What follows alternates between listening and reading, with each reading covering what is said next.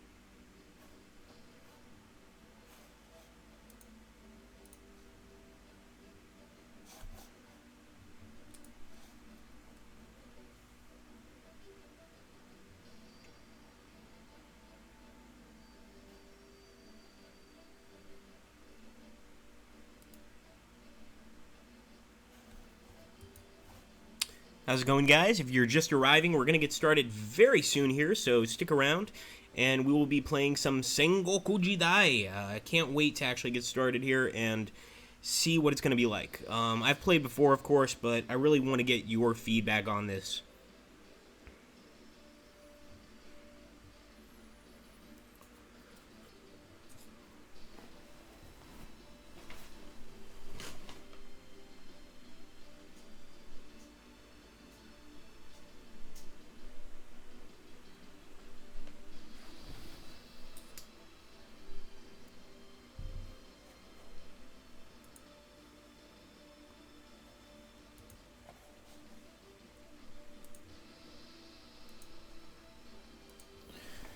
Alright, guys, we will get started in about 30 seconds now.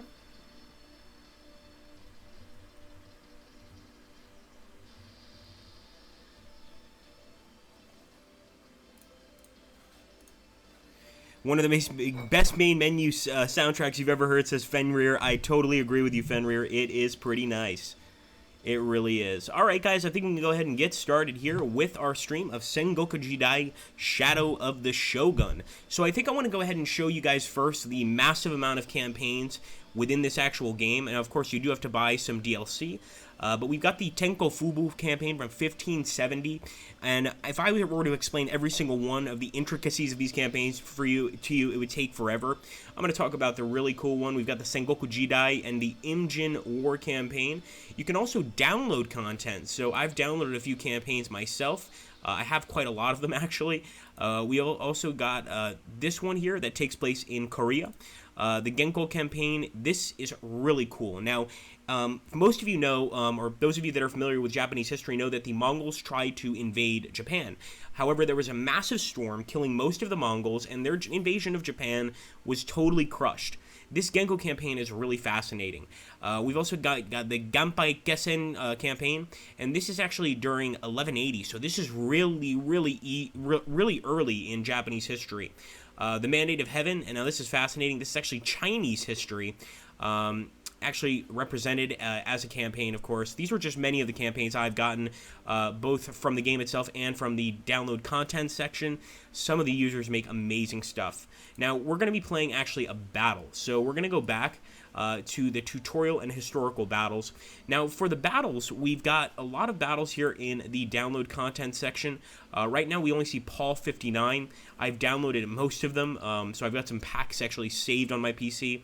In this case, I'm going to actually probably play Sengoku Jidai, which is the typical, war, between who is to become the next shogun of Japan.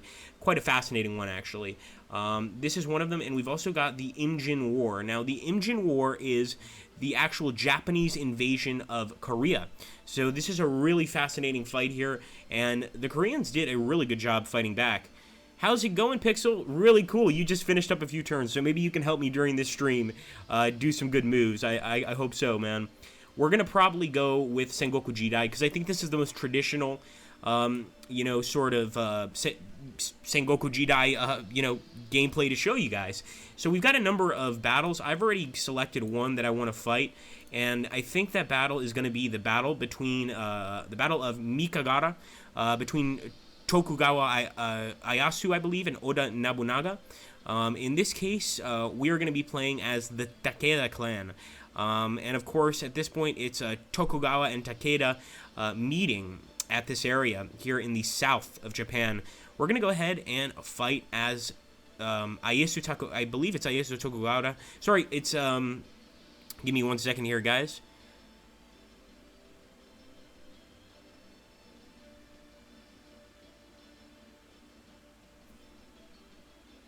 So I believe Oda Nobunaga, as you can see, would defeat the Asai and Sura, and second most after the Takeda Shinjin. This honestly can be very complex, especially when you haven't studied the war. We're going to go ahead and play with Tokugawa clan. So let's see how we do, and let's see if we can't muster up a victory here against the Takeda. I know with a lot of other games from this period or about this period, I always take the Takeda clan because they've got, from what I hear, excellent cavalry. So, yep, there we go. Sure enough, Takeda Shinjin has fielded the largest cavalry force to date. The Tokugawa army must inflict as many casualties as possible to ensure the safe withdrawal of Ieyasu, to slow down the Takeda advance and force a winter siege at Hamatsu. Defeat is inevitable. The Tokugawa Ieyasu has foolishly given battle. So in other words, we are more than likely going to lose here. But we're going to try to lose with honor, dignity, etc. So I'm definitely going to take some cavalry here, because we know the enemy's got cavalry. We've also got some Yari samurai. These guys are, of course, equipped with excellent anti-cavalry spears. I like using anti-cavalry in that sentence. And you know what? Just to try them out, I'm going to take an early Deppo Ashigaru. These guys fire, of course, projectiles, fire rifles, but these are matchlock rifles, so this is really the earliest version of gunpowder usage in a rifle sort of setting. So let's go ahead and okay that and jump into the battle. And, of course, welcome, everybody. We're getting a few more people here. It's a nice, snowy, chilly day, and I think it's a good day for a battle. A good day. It's a good day to die, as they say. So we've got a pretty decent position here, primarily because if you guys are noticing here, we are in sort of a V shape, whereas the enemy is just sort of stuck here in the middle. But once again, look at that cavalry force. This is almost entirely made up of cavalry units, mounted Yari samurai.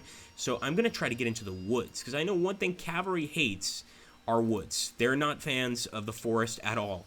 So I'm going to try to kind of keep on moving in here and closing in on the enemy from all sides.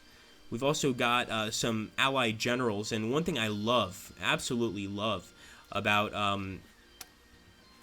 Sengoku Jidai is the fact that generals can actually duel. So you can actually have a duel between two generals to decide the fate of that particular combat. And it can get really, really fascinating, really interesting, and you get a little sad, especially if you're playing campaign mode. You've got a general you really, really like. It's just, unfortunately, it's not his day, and he loses the fight. So I try to avoid those as much as I can, unless I'm winning the battle. I usually do it as a sort of a victory celebration to finish off the enemy leaders. But I think here we're probably just going to try and play smart. And I think the best way to play smart is to play defensively here, is to get into those woods with as many men as we can and try and defend them from impending enemy attacks. So that's a really interesting question, Byron. So there is a strategic layer in the campaigns. And in the campaigns, you actually get a campaign map, very similar to a lot of our other games. And in this campaign map, you can increase the size of your armies. You can take settlements, and through taking the settlements, you make more income to therefore buy more troops. So yes, there is definitely that aspect to the game. Today, though, we're looking at more the tactical aspect of really just the battles themselves. The battles make up a big part of the game, but quite frankly, I've had some bigger battles in the campaign than I have in the historical scenarios. So you can really go pretty crazy here and get some very interesting results if you decide to go ahead and try one of the campaigns out. And at this point, you know, when the game first came out, there really weren't that many to choose from. Now there are just so many to choose from, and you can play just about anywhere. And using the download system, you can even play in places like China.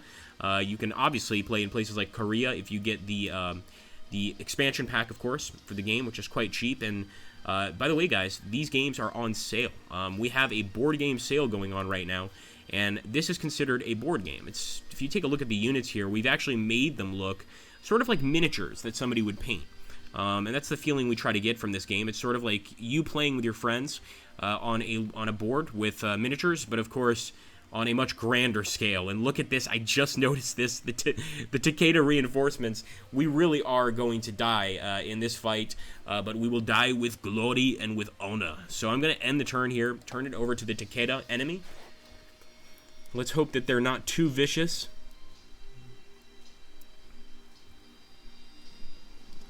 So already they're advancing with these cavalry. Now, despite having a lot of cavalry seeming like a good thing, it does have its downsides. I don't know what those downsides are, so don't ask me. But I'm sure it's got its downsides. I think one of them is if we manage to get one of these cavalry units to retreat, he's going to be retreating a lot faster.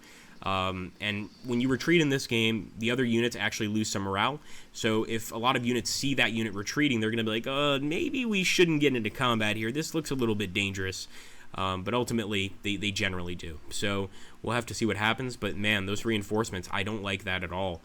Residual shooting phase. It looks like they're leaving the reinforcements up there on the hill. Fair enough. And now it is our turn. The mighty Tokugawa. All right, we're going to keep on moving forward at this point.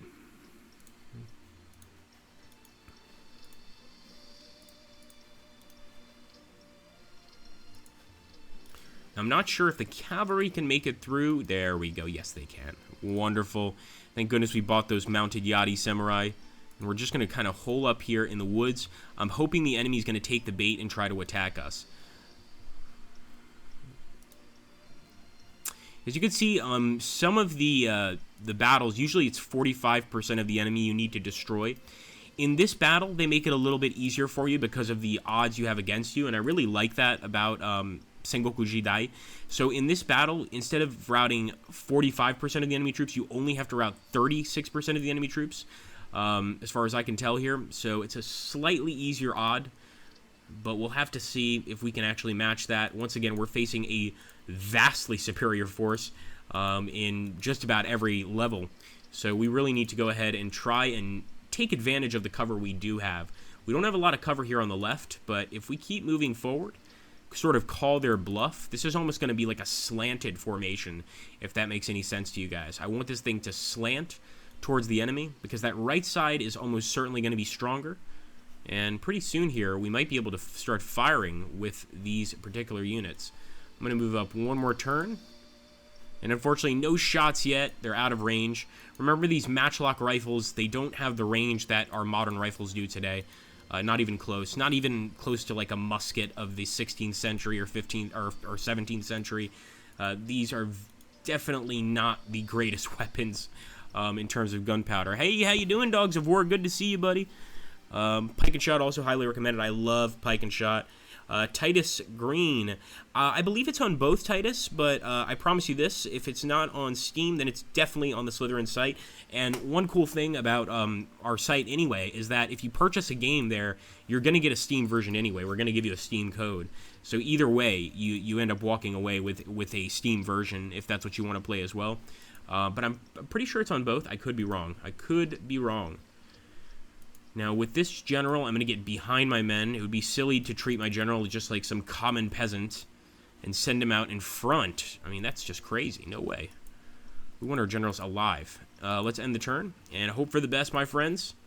We're getting closer and closer to the Takeda, and I want to see some blood being shed.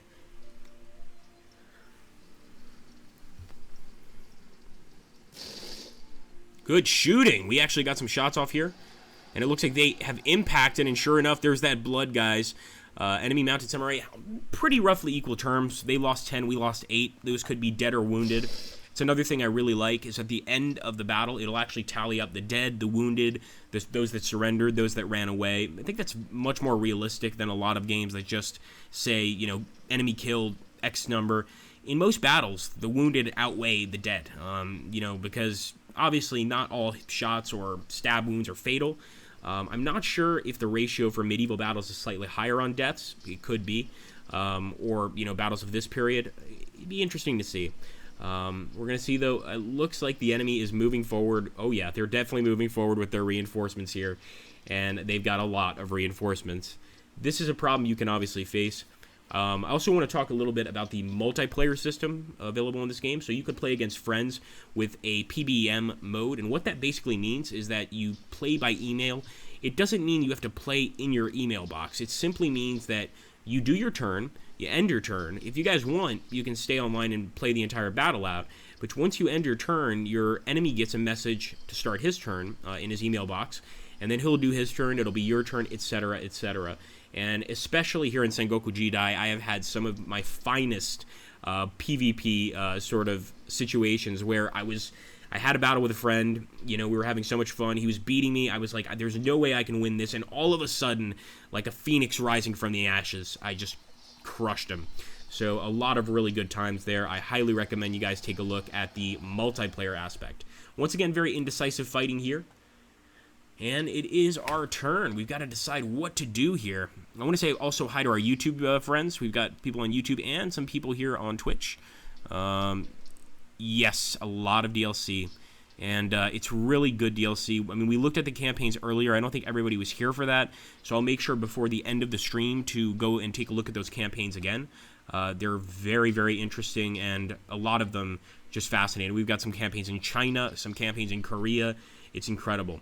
So I'm going to attack, actually, with my mounted Yari Samurai on this enemy. We have a slightly better chance of winning, 13%. And we have a duel! We have a duel! General fallen! Enemy Unit 1, Yamagate Masakage, has fallen in a duel with Honda Takatsu! Oh my god. So it looks like a general was fallen, but this is the hilarious part. Despite losing that fight, it was the enemy general that got killed in that duel. So the enemy avenged their general, kind of, but ultimately pretty cool. Now, as you can see here, our chances of winning are 0. All I'm going to do is move forward and prepare for the attack. I'm kind of hoping that they'll charge me. We are going to charge this Yari Ashigaru unit, and part of the reason we're doing so well against them, as you can see here, is we are Yari Samurai. We've been trained since birth to fight. We also have pretty decent armor rating and an incredible attack rating at 324. The enemy at 219, 33 armor. Their armor is actually not too bad. It's the same as ours, but in terms of the fighting ability, there's no comparison. We could also fire some missiles here, and I think I'm going to fire at that cavalry unit, or let's hit the Yari Samurai on the flank. 22! Wow! And these are Ashigaru units. Ashigaru basically means sort of drawn from the peasantry. That is really, really cool. So, absolutely incredible there. Let's see. We could attack with our Teppo Ashigaru, but I think I'd rather attack with my general. He's not going to do very well. Let's fire. 4 down. Yeah, I'm going to attack with these guys. Our chances of losing are actually pretty high, so we want to be careful. But I am going to flank attack the mounted Yari Samurai with our general, Ishikawa Katsumasa, and that broke the enemy. So there you go. Definitely being in the woods is the right thing to do in this battle. We just ambushed them and made them retreat. At this point, we might even get a few more to rout. We've even disrupted the pikemen, although I don't like that our men are charging right into pikemen. They actually got a really good attack there. And sorry, these are not pikemen, these are Yari Samurai. This is not pike and shot, although I love both pike and shot and this. Really depends if I'm in the mood for sort of a European-style war, or if I'm in the mood for more an East Asian war. But they are both quite exciting. So we do have some enemies moving over here. I want to start getting some shots off.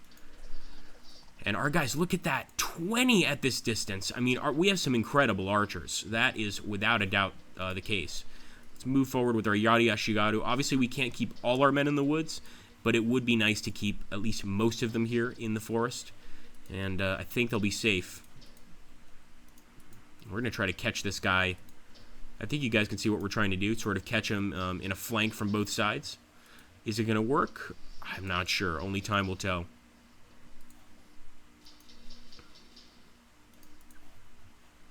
So far, the enemy seems to be taking the bait, but again, there's not much of the enemy on this side. There's a few, of course, but it's going to take them a while to get here, and I think it's actually good. It gives us time to sort of prepare, maybe even send some of these early Teppo Ashigaru units to just kind of harass the enemy and frustrate them, and with these units, we're, of course, going to stay put, but I actually wanted to move this guy.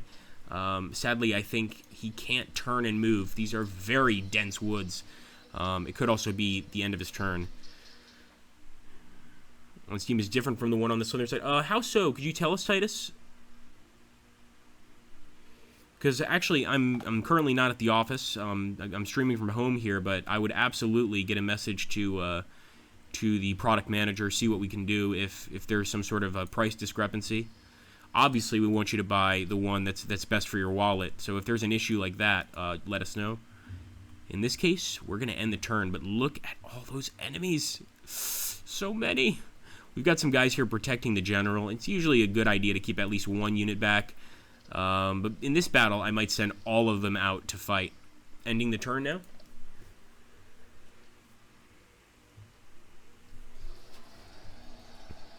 And once again, we managed to disrupt the enemy.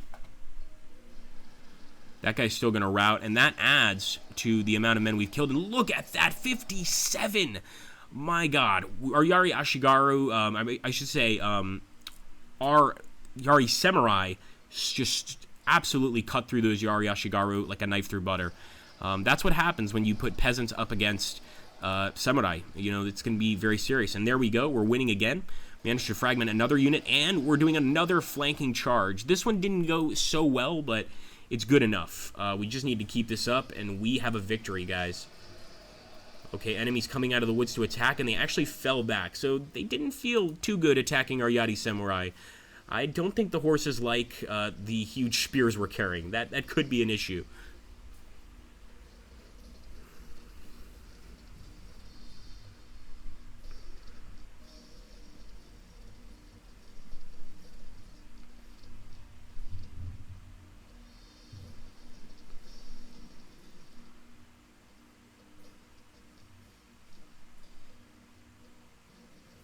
Just look at these forces. And I think what we're going to do, guys, if you guys agree, I'm totally going to let you decide. So press 1, or type 1 if you want us to continue the battle until the end of the stream. Type 2 if you want us to jump into the campaign mode in a second here, and maybe take a look at the campaign mechanics, how you build units, etc., how you start battles. Just so press 2 for that. And we'll type it in, obviously, the chat. And we'll try to tally up the votes and sort of decide where we're going to go here, because I definitely want to show you guys what you want to see. So let me know, and we'll move in that direction.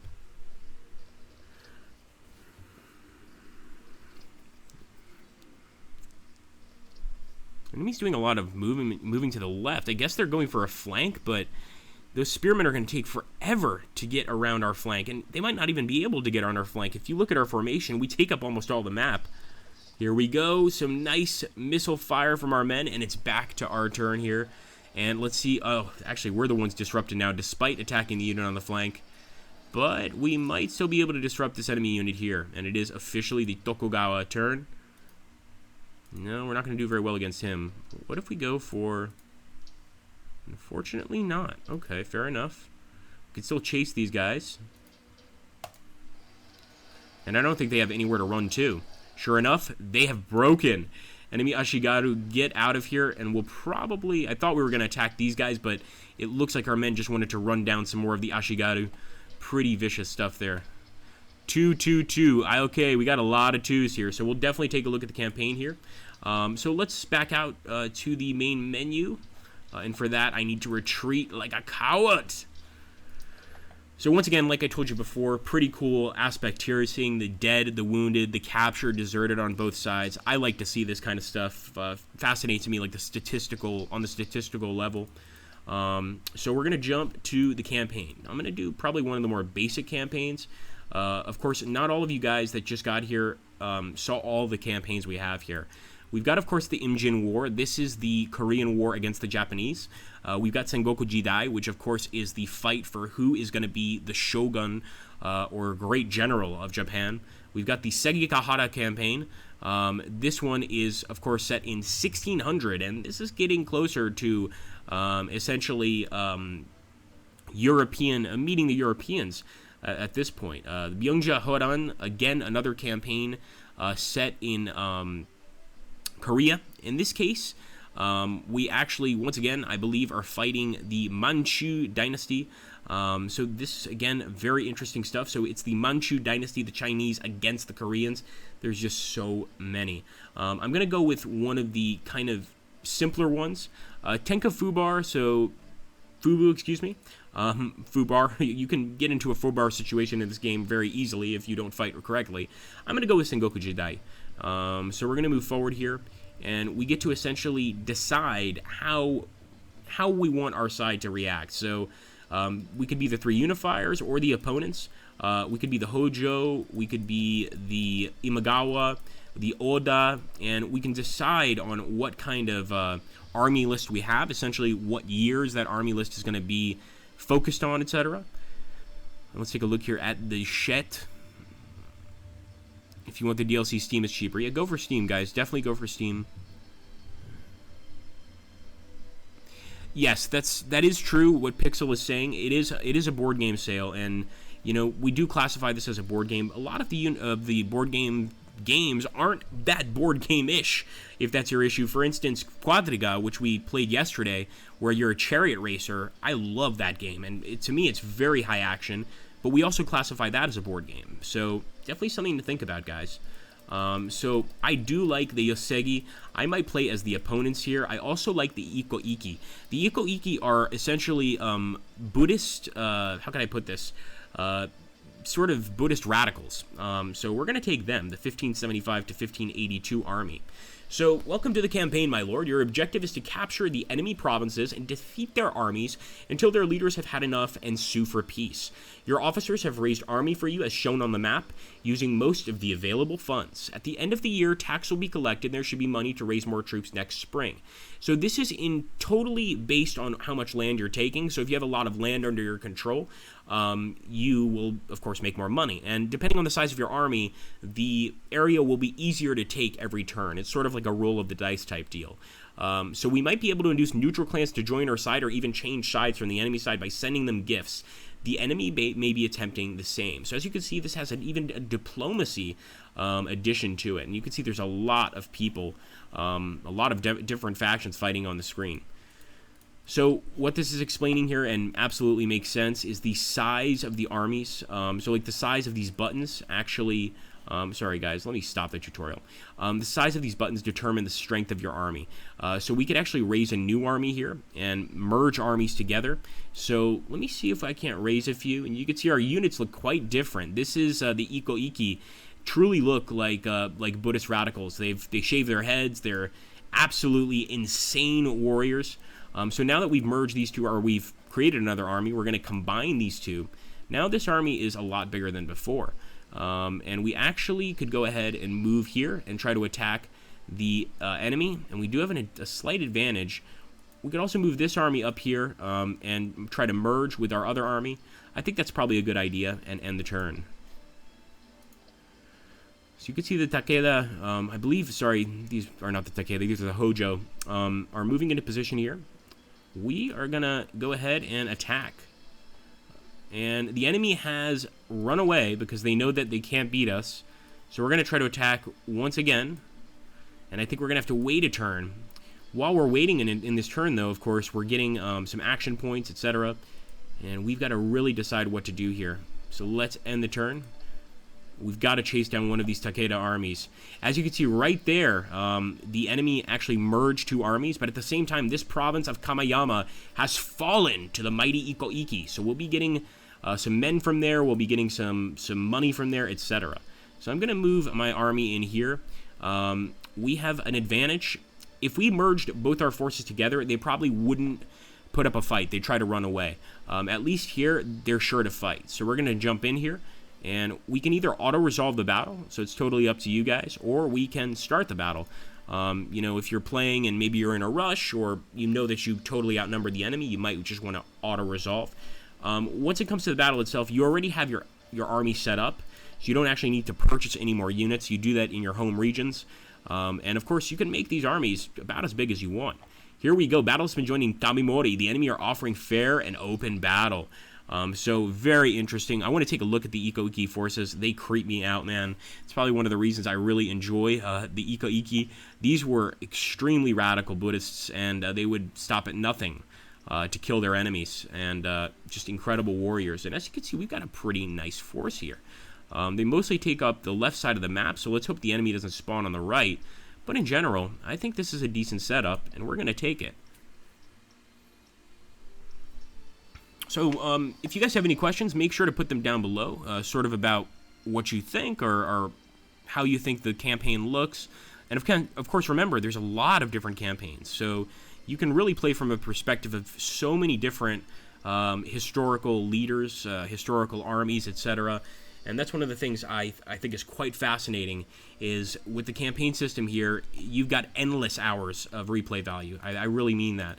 Every campaign is going to be different. Even if you choose the same clans, your campaign is going to be different every single time. We've got a lot of peasants in this army, and it's kind of worrying me because I think their morale is going to be less. They have no armor at all, so they're basically wearing rags. And a lot of the Iko-Iki, I guess, do believe that they'll be protected from enemy bullets or enemy projectiles or enemy swords.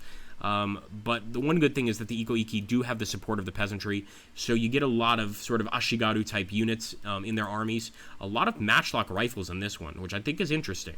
Maybe we can end up winning the battle with matchlocks. I think that would be a pretty cool way to win the battle, especially this early on. We're in about 1570. So matchlocks rifles in general did not... they were not the main battle weapon, essentially. They weren't the main weapon on the battlefield. They were just one of many instruments of death that you could find on the battlefield. I'm feeling bad for the enemy, actually. When I see this force, we got a lot of guys. Now, the issue is, once again, once you take a look here, these are peasants. These guys are driven by, essentially, religious fervor to support us. And the real best way to win with the Iko-Iki, sort of like winning with the orcs in a Warhammer game, and that would be... basically, you just have to outnumber them and crush them with your numbers. It can be really challenging because the enemy's got these samurai, but our Iko-Iki warriors are almost as good as samurai. Not quite, but they're pretty good. These are trained monks, so they've actually been trained in combat. Let's take a look here at the chat. Iko-Iki are cool, said Pixel. Absolutely. Isn't the Quadriga dev working on a galley battles game right now? I'm not sure, honestly. I always try to be careful about what I say on these streams because I'm not sure what I should be saying and what I shouldn't. Let's call that no comments. Choices. Right, that's it. I'm grabbing it on Steam. Nice, Titus. Glad to hear it, man. So Titus already picked up Sengoku Jidai on Steam. Well done, man. And always drop a comment if you like these streams. Say, hey, Kevin from Slytherin got me to buy this game. Drop it on our videos so that the company knows that you guys enjoy these streams, that you want to see more of them. Obviously, our goal today is to promote this board game sale and get you guys as many deals as possible. Let's take a look here. I think we moved everybody, and we'll end the turn.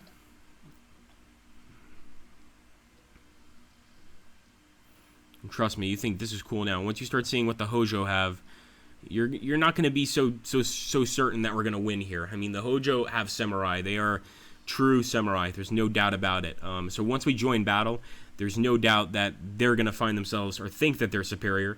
They're probably going to have a lot more confidence than we do in this fight. Although then again, who's to say, right? The religious fanatics or the trained samurai? Who has more belief in their style of fighting? So I'm going to move this guy up here just because the matchlocks have to at least be at the edge of the woods to fire. Unless you're actually in the woods, which is a bit strange. A little bit odd. I could have just gotten unlucky and not gotten the chance. Move this matchlock up, and I'm just waiting for the enemy at this point. We'll actually move this general over a little bit more. We'll condense our army, if that makes sense, a little bit more here. And eventually we will turn these guys the right direction. For now, though, we've got to turn this way, and then next turn that actual direction. But it looks like our peasants are pretty willing to die here for the cause. At least it looks that way.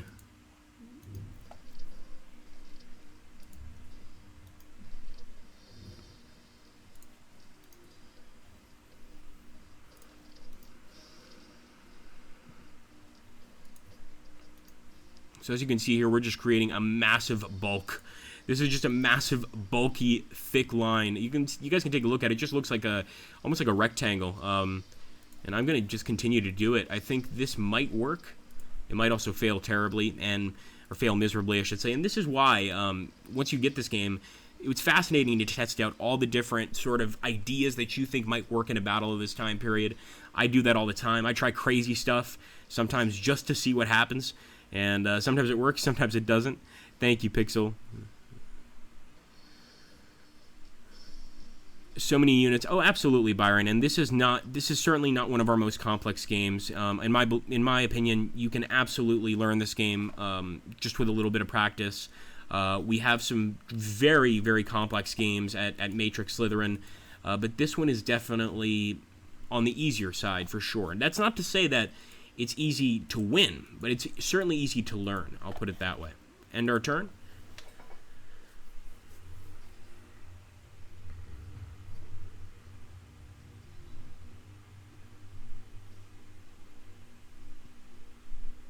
The Hojo are staying quiet. They're not moving.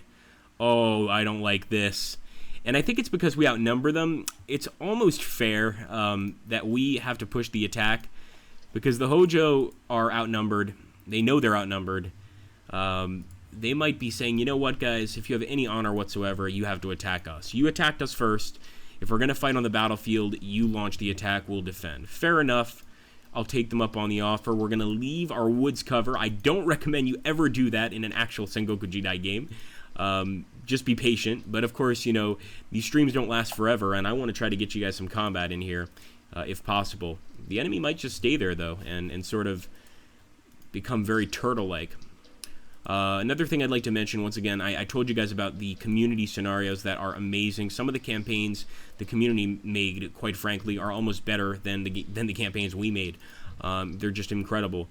So definitely take a look at those. And if you want to try and create a campaign, if you've played Sengoku Jidai, you want to try to edit some sort of war, please try. The way it works at Slytherin, and I think it's a really good method, you play a lot of these games where there's community scenarios that are created by the community, and essentially you can upload whatever you want, and a lot of people just upload garbage, and that's really not worth playing. The way we do it here at Slytherin is we actually watch the scenarios you create or the campaigns you create, and we sort of decide whether or not we find them worthy. Hate to put it that way, we do not find you worthy, but you know, a lot of the people out here end up being extremely talented folks, and we end up, you know, having them create more campaigns. So it's definitely something to consider if you like building this sort of stuff. You know, have a try. Let's end the turn here. I hope we get some shots off. And I hope the enemy attacks, for goodness sakes.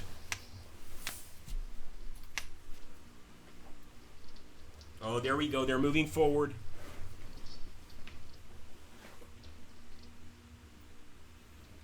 Okay, so I think they just wanted us to leave the cover, to be honest.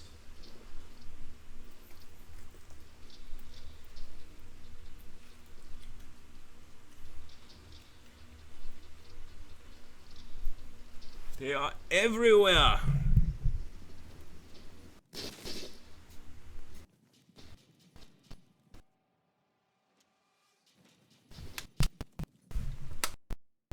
At least we're getting some shots off.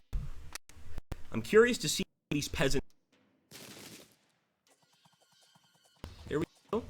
Pretty good shots from the archers. These peasants aren't too bad in combat. Now, of course, they're going to run a lot faster. You probably imagine. There we go. Iki gunners. Iki gunners. Basically, the Iki warriors have some combat experience. The actual peasantry has none. So kind of having to deal with that is tough. As you can see, we can't even attack this unit until we turn towards them and wait a turn. So already we're having some difficulties here. I'm going to take this peasant gunner. We might be able to get another shot on this unit. Yep. Not bad. 12. For a dirty peasant, it is not so bad. I'm going to go ahead and fire with this unit, and we actually hit that guy for a lot of damage. I'm going to move the peasants forward here to create sort of a blocking mechanism for the enemy, and 77 is terrible. They have 262 attack, we've got 77 and no defense. You can probably imagine what happens when these two armies clash. That being said, these units do have spears, and if most of you know, cavalry, they hate spears for obvious reasons. So we're going to try to use that power of the spear to hold the enemy back while we just pound them down with missile fire. That would be my tactic playing as the Iko-Iki. And also trying to remain peaceful and passive and stay back for as long as possible. Let the enemy come to you. Follow the teachings of Buddha and stay passive. I actually have no idea if Buddha ever said anything about remaining passive. So we could actually attack this general, maybe get a battle going, but I think I'm going to give him a little more hell. Move some units up. Make them work for this a little harder.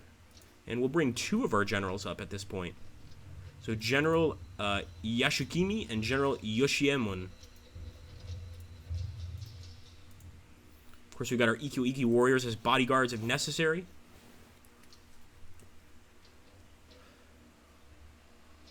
Mic is cutting out. Oh, it's better now. Sorry, guys.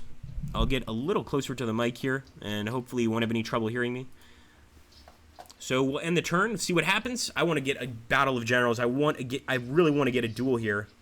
Sound like a child. I want to get a duel, but I really do. I mean, it's one of the coolest things about the game is being able to get that tiny bit of revenge with a duel when, even though your unit loses, you manage to kill the enemy general. I love it. As you can see, we got a really good shot there, 55. Really nice shooting there by our boys. So this battle could possibly be won just by firing at the enemy continuously. By the time they get to our lines, they've got nothing left. Their samurai, the armor has now turned into tatters. It's totally useless. This is definitely a possibility.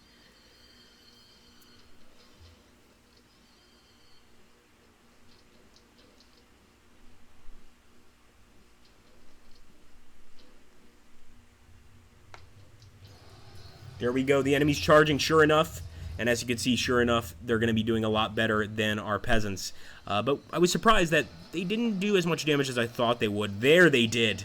And that was against Iko-Iki warriors. So they killed 55 of our men and fell back. They likely could have continued the attack, but with so many of our men nearby, I think they did the right thing.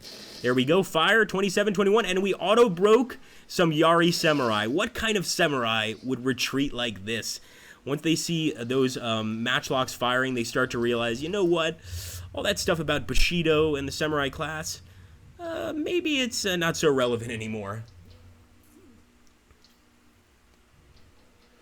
All right. We could get a shot on the enemy that's retreating, or we could try to get a shot on this guy. Unfortunately, he's too far. The reason we can't attack, and I kind of understand this, the reason you can't actually attack a unit that's in close combat with your missile units is you could hit your own men. I do wish, I must say, that there was a system where you could still hit your own men. And by the way, we just dispersed a unit, which means they basically threw their arms down and just ran away in disgrace or possibly surrendered. But I do wish that there was an ability to just fire into your own men. Not sure how many of you have seen Braveheart, but you know that scene with Edward Longshanks when he says, you know, open fire with the archers, and he says, but sir, we'll hit our own men. Yes, but we'll hit theirs as well. It's my Bane voice, my goodness. But it's sort of like that. So we are going to charge with our General Shihanaga, and do keep in mind that our generals are fanatics. They will fight to the end. So we have a duel going. Who's going to win? Oh, our general has fallen. Oh my goodness. Shihanaga has fallen in a duel against Hojo Hidenosuke.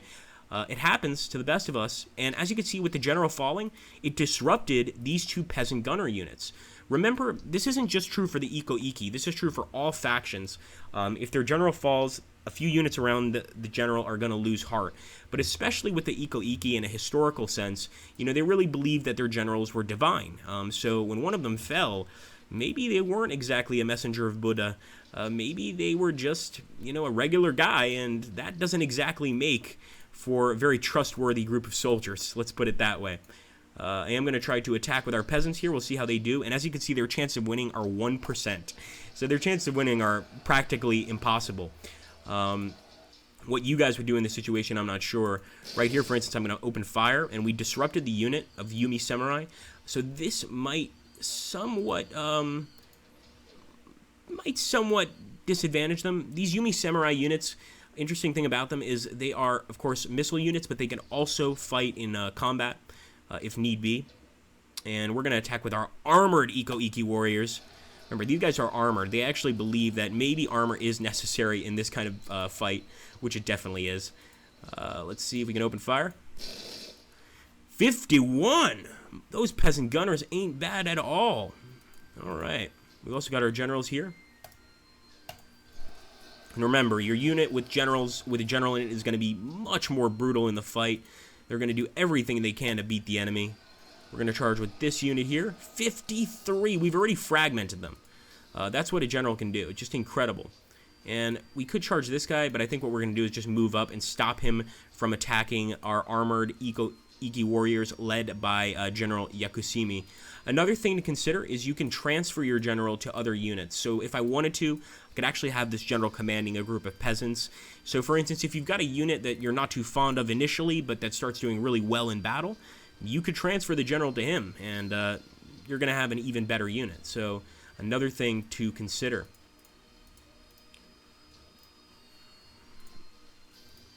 Fire! Yeah, 41, man. I'm surprised those guys are still sticking around. But the Ashigaru obviously have a lot of men. Ashigaru are drawn from the peasant class, so there's a lot of Ashigaru. Hello, Dorfus. Good to see you, buddy. I think I know which game I'll be playing tomorrow, says Byron. Very cool. Forward for the Emperor, says Titus. I like it, Titus. And it's funny because during the war itself, of Sengoku Jidai, of course the Emperor was essentially reduced to kind of a puppet, but both sides claimed to support the Emperor, so I think they would both be screaming for the Emperor. It gets a little confusing. Of course, guys, we are getting very close to the end of this stream, so I always like to leave some time for questions, things like this. So if anyone has any questions, please put them down below. I'm going to go ahead and end this stream after this attack because I want to see what happens. I want to see if we get any more nice fights here. We'll probably also go ahead and just take a quick look at the menu. We took a look at it before, but I always like to give people an idea of what they're in for. Once again, the enemy unit won, but I consider it pretty amazing that our peasants were able to demount and kill some enemy samurai. And here, we actually managed to break the enemy Ashigaru, finally. So they're running. We're continuing the assault forward. I think, honestly, if we continued this battle, we would probably get a victory. We've already routed 8% of the units, so if we rout 40% of the enemy units, then we're in great shape, basically. We rout 40% of the enemy units, they lose automatically. If we are very, very close, like let's say we're 57%, they're 58%, the first one to 60% loses. So that's kind of the way the game works. You want to try to break your units quickly, but you also want to spread that damage out well. And people don't always do that. I personally don't always do that. Sometimes I'm trying to just kill one unit when I should be focusing on multiple ones and weakening them. So you want to keep all that stuff in mind and definitely take a look at the chances. So if it tells you you've got a 1 chance to win, the enemy's got 55% chance to win, and the rest is a draw, I probably wouldn't go through with that unless you absolutely need to. So for instance, if you want to try to flank that enemy with another unit, maybe it is worth jumping into that fight. Here we go, back to the melee phase, and there's a lot of fights going on here, and we fragmented once again the enemy unit. That was a very even fight, but a bloody one nonetheless. 27 of the enemy down. Enemies falling back.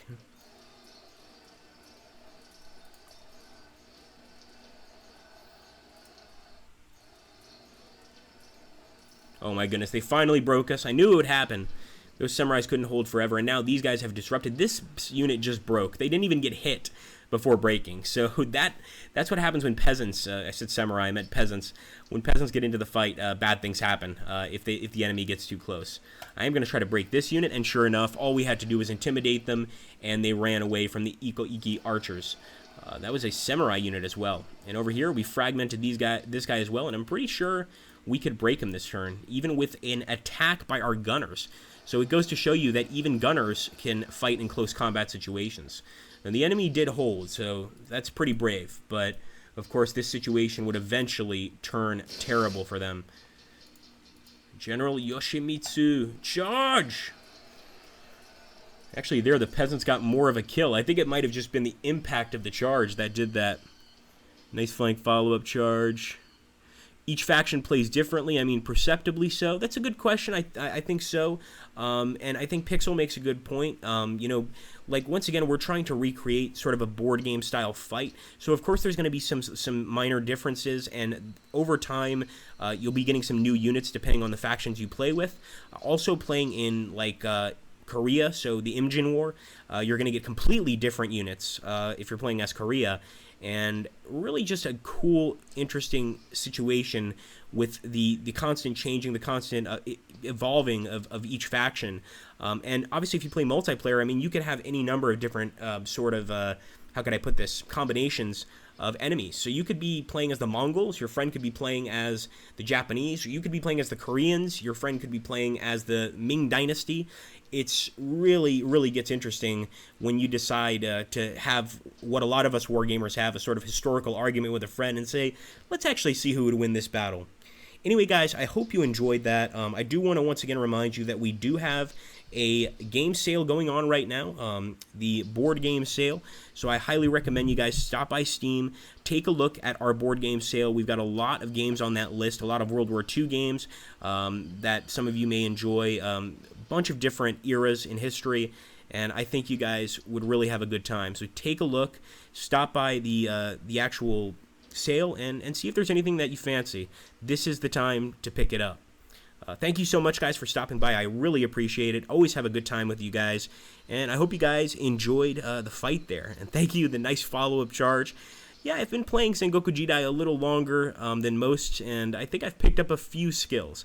It's definitely the game, a kind of game that you get better at each time you play. So anyway, guys, thanks for watching. Take care. Have a great day, night, depending on where you are. And I will see you at the next stream.